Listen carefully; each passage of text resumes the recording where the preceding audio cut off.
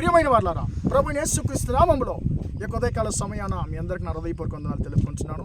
ఈరోజు అంతా కూడా మీరు చేయబోయే అన్ని విషయాల్లో దేవుని హస్తం మీకు తోడై ఉండి మీకు చేయాన్ని కలుగు చేయనుగాక.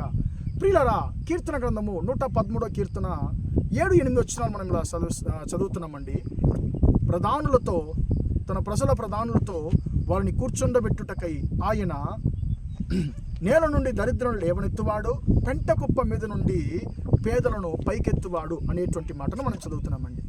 పిల్లల ఇక్కడ దేవుని యొక్క రెండు విధాలైన క్రియలు మనం చూస్తున్నామండి.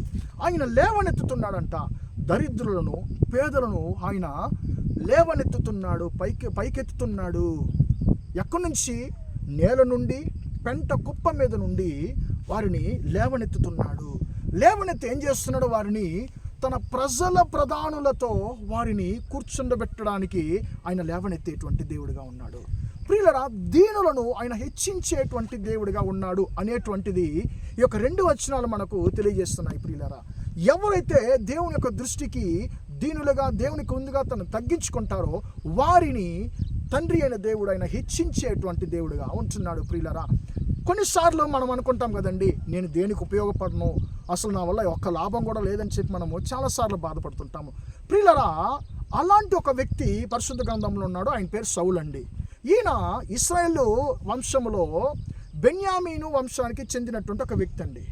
ఈయన కనిపించకుండా పోయినట్టు తన యొక్క తండ్రి అయిన కీసు యొక్క గాడిదలను వెతుక్కుంటూ ఈయన వస్తున్నాడండి. అప్పుడు సమూయేలు దగ్గరకు ఆయన వచ్చినప్పుడు ప్రియులరా, దేవుడు తన చిత్తాన్ని, సౌలు కూర్చున్నట్టు తన చిత్తాన్ని సమూయేలు ప్రవక్త ద్వారా ఆయనకు బయలుపరుస్తున్నాడు. అప్పుడే సౌలు అంటున్నాడు, అయ్యా, ఇశ్రాయేలు వంశంలో నా యొక్క వంశము చాలా చిన్నది, ఇశ్రాయేలు వంశంలో నా యొక్క తండ్రి కుటుంబం చాలా చిన్నది, నేను దేనికి పనికిరాని వాడిను, అలాంటి నా దగ్గర నువ్వు ఇలాంటి గొప్ప మాటలు ఎందుకయ్యా చెప్తున్నావు అని చెప్పి సమూయేలు ప్రవక్తతో ఈయన అంటున్నాడండి.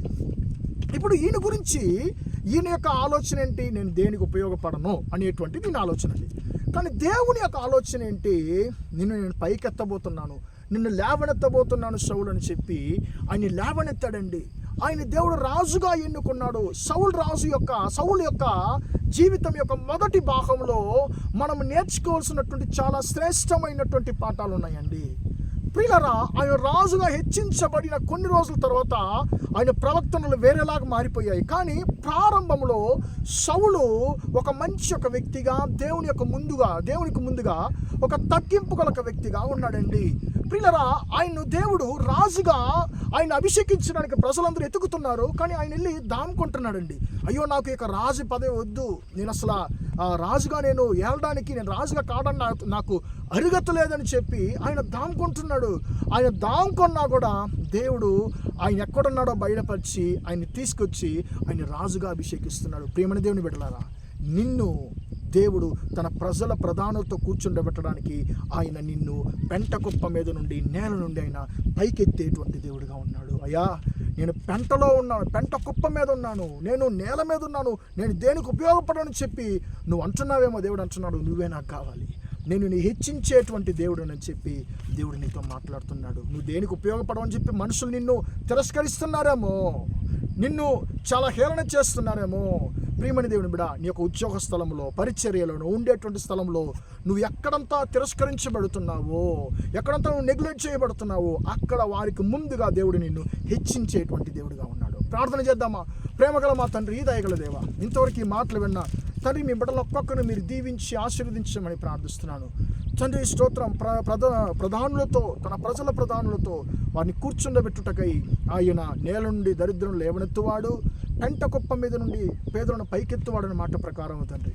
అయా, స్తోత్రం తండ్రి.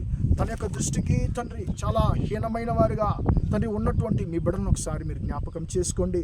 నేను దేనికి ఉపయోగపడనని చెప్పి ఎవరైతే తండ్రి నిరుత్సాహపడిపోతున్నారో తండ్రి, వారిని ఒక్కసారి మీరు జ్ఞాపకం చేసుకుని వారిని లేవనెత్తమని ప్రార్థిస్తున్నాను. వారిని హెచ్చించబోతున్నందుకు నీకు స్తోత్రం తండ్రి. ఎక్కడైతే వారు తిరస్కరించబడ్డారో ఆ స్థలంలో తండ్రి వారి శత్రువులకు ముందుగా వారు మీరు హెచ్చించబోతున్నందుకు నీకు స్తోత్రం. ఈరోజు అంతా కూడా మీ బిడ్డలు చేయబోయే అన్ని విషయాల్లో మీ హస్తము తోడుండి వారు ఆశీర్వదించమని యేసు నామములో ప్రార్థించి వేడుకుంటున్నాను తండ్రి. ఆమేన్, ఆమేన్. ప్రియులారా, దేవుడు మిమ్మల్ని దీవించి ఆశీర్వదించును గాక. Praise the lord.